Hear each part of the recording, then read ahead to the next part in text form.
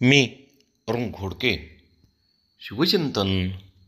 गडकिल्ले बांधताना शिवरायांचे फार बारकाईने लक्ष असे. रायगडावरील गंगासागरचा तलाव तयार करताना शिवरायांनी 3 हेतू साध्य केले. एक म्हणजे तलाव खोदून पाणीपुरवठ्याची सोय केली.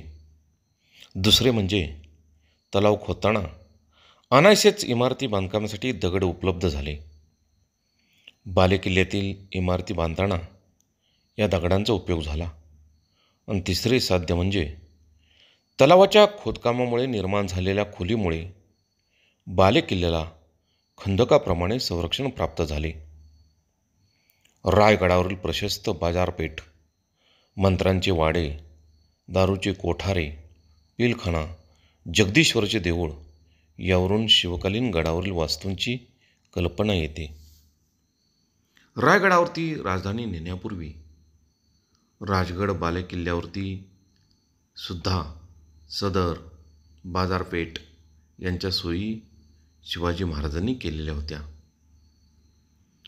राजधानीचा दुर्ग सर्व बाबतीमध्ये स्वयंपूर्ण असावा असाच महाराजांचा कटाक्ष होता.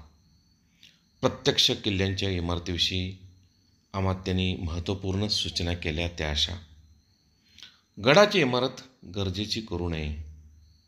तट, बुरुज, चिलखते, पहारे, पडकोट जिथे जिथे असावे ते बरे मजबूत बांधावे. बहुत काय बोलणे. राम, कृष्ण, हरी